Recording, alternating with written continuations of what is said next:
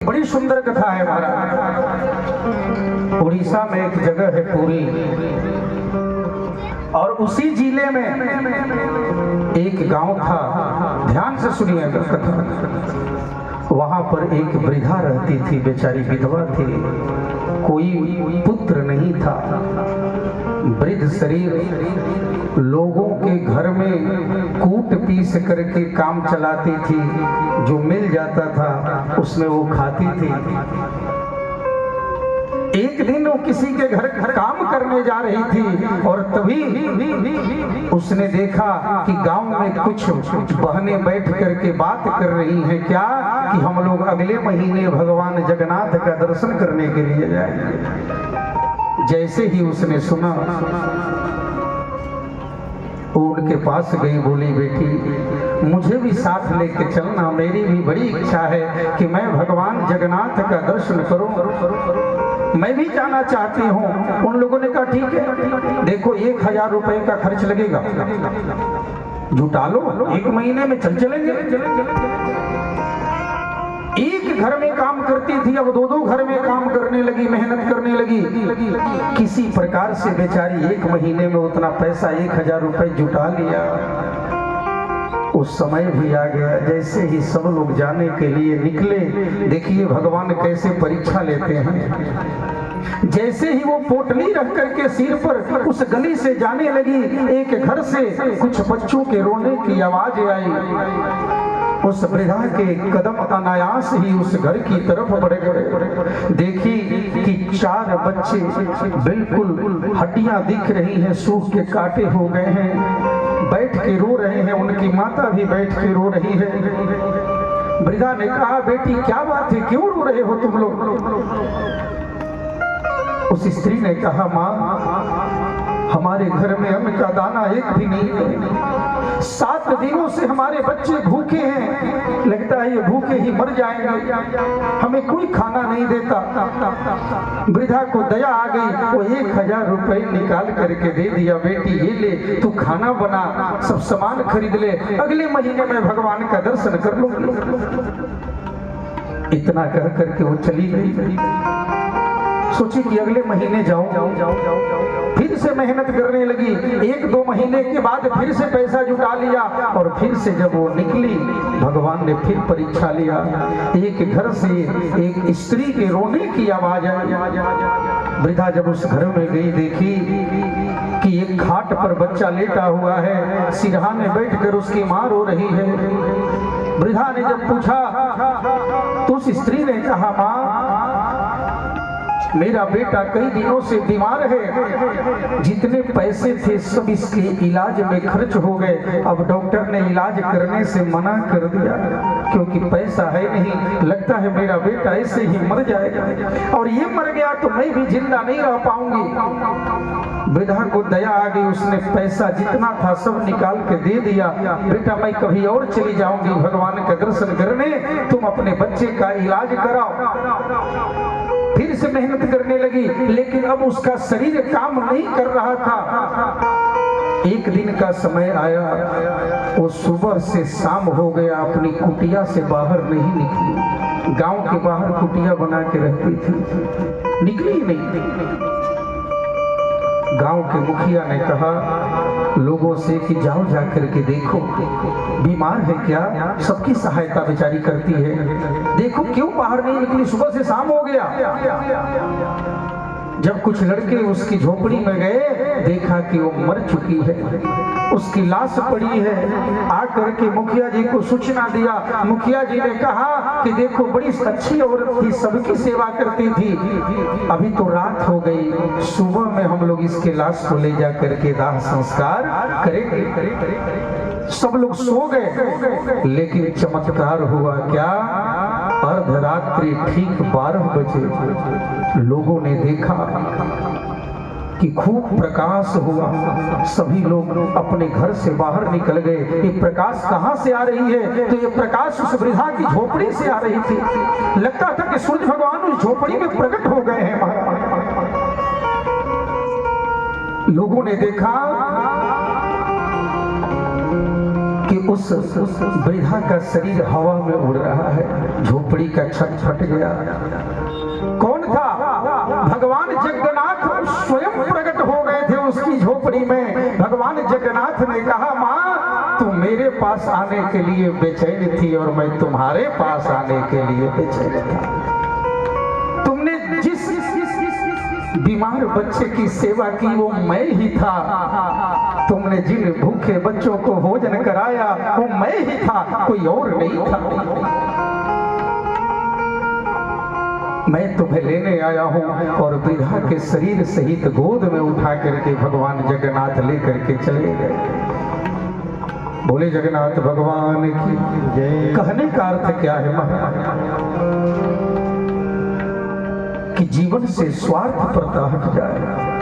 अगर हम भोजन कर रहे हैं और हमारे सामने वाला यदि भूखा है तो हम वो भोजन नहीं कर रहे हैं, पाप खा रहे हैं महाराज, जो रोटी नहीं खा रहे हैं। हमारे समाज में कोई व्यक्ति भूखा न सोए, ये भगवान की सबसे बड़ी पूजा है। ध्यान रखिएगा, सबसे बड़ी पूजा।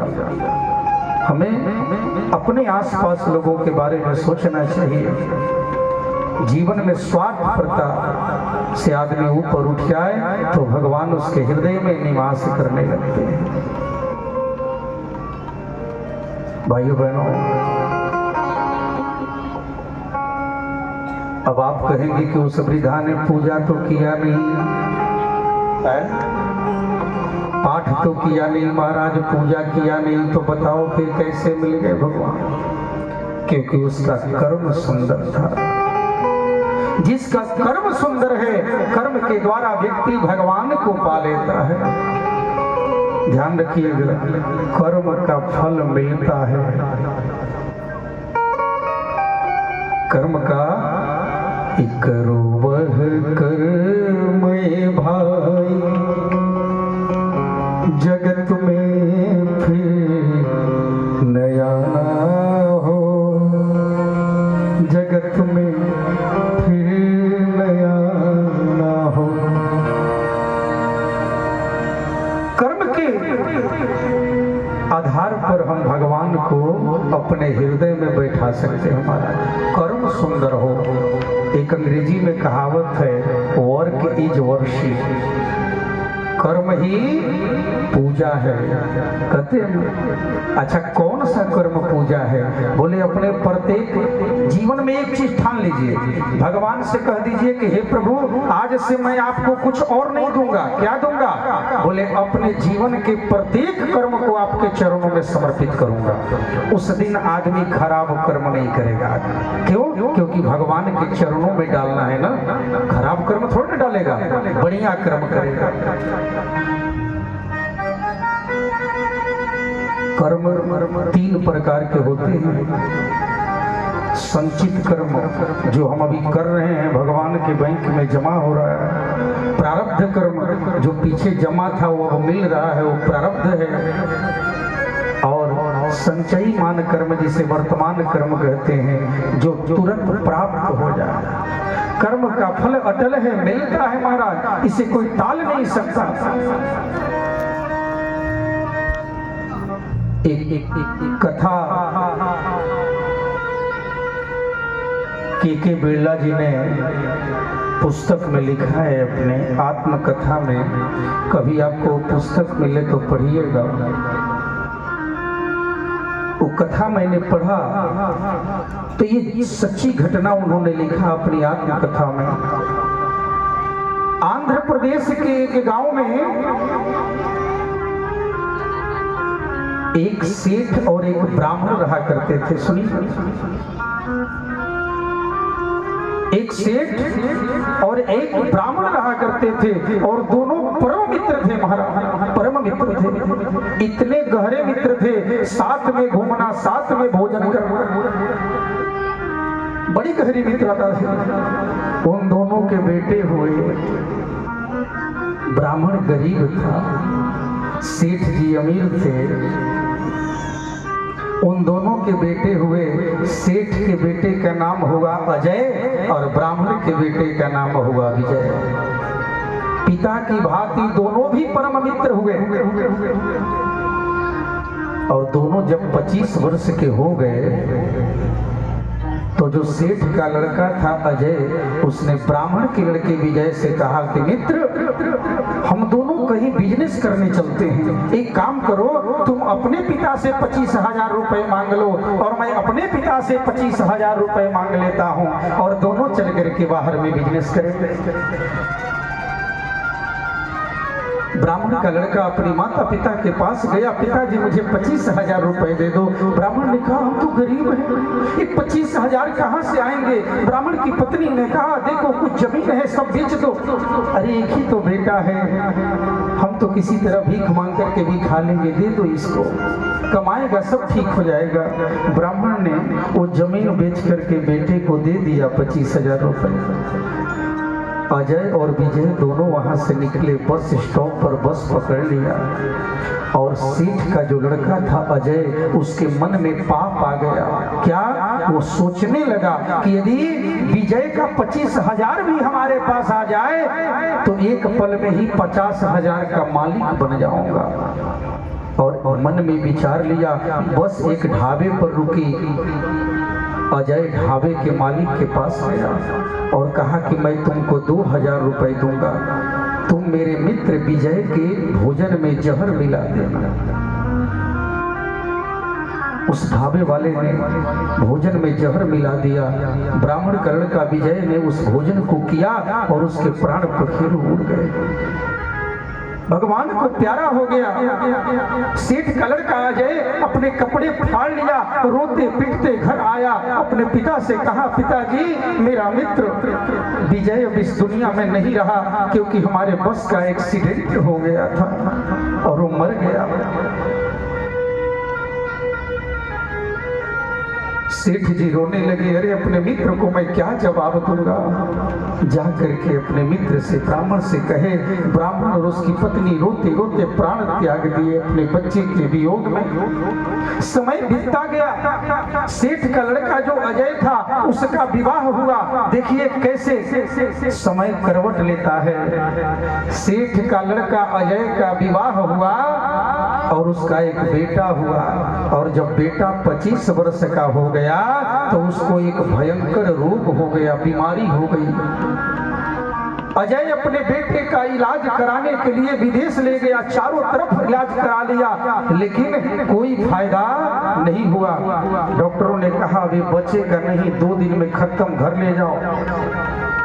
पलंग पर अजय का बेटा जो 25 साल का था वो लेटा हुआ है, हाथ पांव काम नहीं कर रहा। अजय और उसकी पत्नी अपने बेटे के सिरहाने बैठ करके रो रहे हैं। अजय कह रहा है कि हे प्रभु, एक ही तो बेटा दिया था उसे भी छीन रहे हो। इतना कहा था कि अजय का जो बेटा था वो उठ के बैठ गया और बैठ करके बोला पिताजी मुझे पहचानते हो? मैं वही तुम्हारा मित्र ब्राह्मण का लड़का विजय हूँ जिसे तुमने जहर दे करके मार दिया था। आज तुम्हारे पुत्र के रूप में मैंने जन्म लिया। 23,000 रुपए तुमने मेरे इलाज में खर्च कर दिया है और मेरा जो शेष 2,000 रुपए है मेरे काम क्रिया पर श्राद्ध पर खर्च कर देना। इतना कहकर वो गिर के मर गया। बिरला जी ने आत्मकथा में लिखा एक कर्म का फल है, ये मिलता है, ये अटल है महाराज।